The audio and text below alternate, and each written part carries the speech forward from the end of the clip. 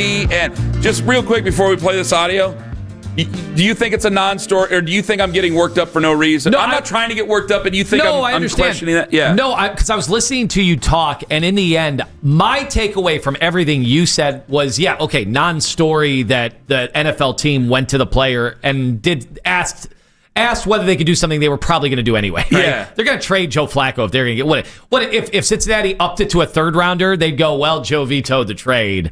No, they were going to trade. They're going to trade him. Like that has nothing. That's inconsequential, I think. So maybe the story comes out to make them look good. I think the bigger question I had after listening to you is, do you feel like they were punting on the season the minute they traded Joe, regardless of how he played? Yeah, but I think some people could say they were punting on the season the minute they brought out Joe Flacco. I don't know. Yeah, you know what I mean? Like this is my problem with the whole development versus winning thing. And I'm going, guys, you don't need to have an either or. I cannot stand the whole, development's more important than winning. I don't know, man. Again, all these teams that just seem to win every single year, they seem to develop all these players that you want. How does that happen? How does that happen? All these winning organizations develop all these players that we all want.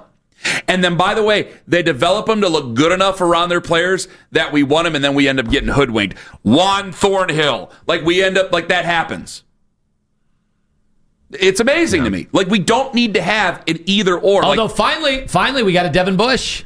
Maybe this is one of those things that that's fair. He didn't work out in Pittsburgh and he's working here. That never has happened in the past. Not Juan Thornhill, but Devin Bush. That's good. That's fine. That's good. That's a great point. I was told to do my job yesterday. Okay.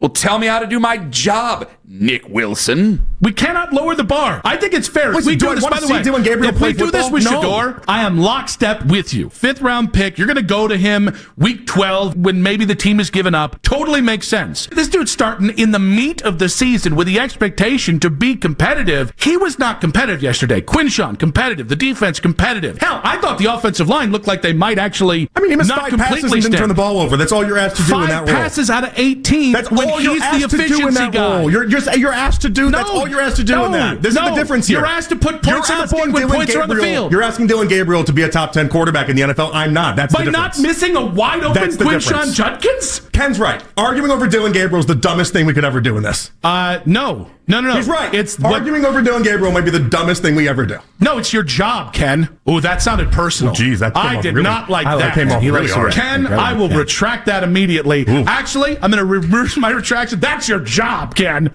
I love it. I absolutely love it. He was mad. He wasn't mad at me though. He was mad at Jonathan. He took his anger out on Jonathan on me, and I am perfectly fine with that. That's fantastic because I like to know that my opinion is held that high. In high esteem. Of which one I agree with. That Ken takes my side. No, Ken took my side. I think it goes the same with you. They're waiting for the football guy to weigh in. I feel like the Werther's grandfather. That's amazing. Because, I think that in so many ways, guys, I'll have a knockdown drag out with you or Nick or Jonathan any day because, again, we're all friends, and one of the best things that we have ever found out about each other is as long as we all know we talk bleep about each other behind each other's backs, it's all cool. It's your job, Ken. One of the most freeing things in radio is that it's like, hey, we all have problems with each other. Let's just accept it and move on.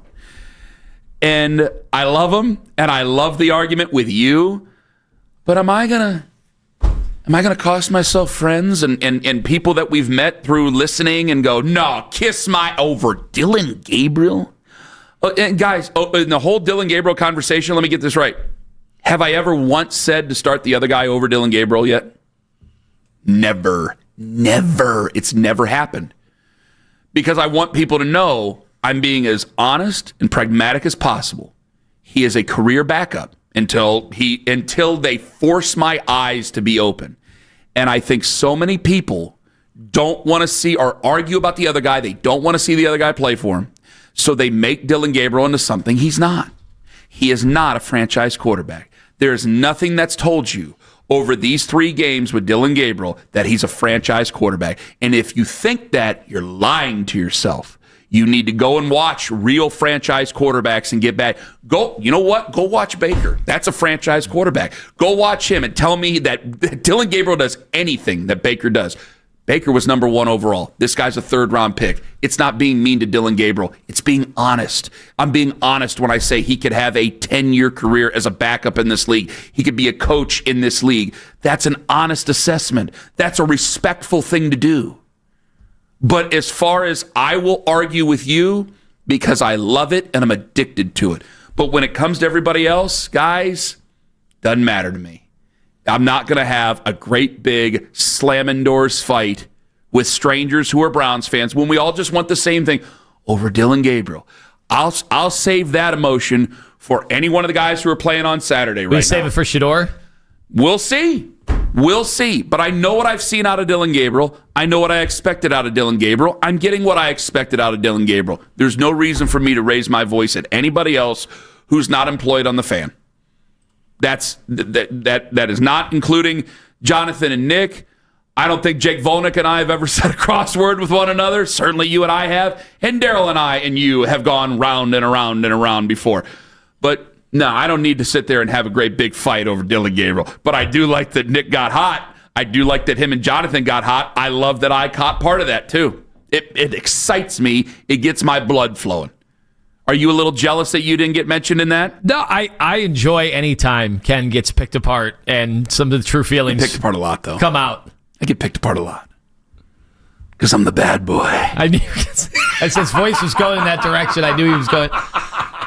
You knew I had to do it. Check my ass out. 8:20 this morning. Tim Legler going to join us on the show. Do the Cavs have the most pressure on them in all the league? We will go around the AFC North. Usually we go around the AFC North around that time, around 8 o'clock. We're going to go at 9 o'clock. We'll go around the AFC North. Folks, Ravens players are accusing Todd Monken of not putting the offense in a position to succeed.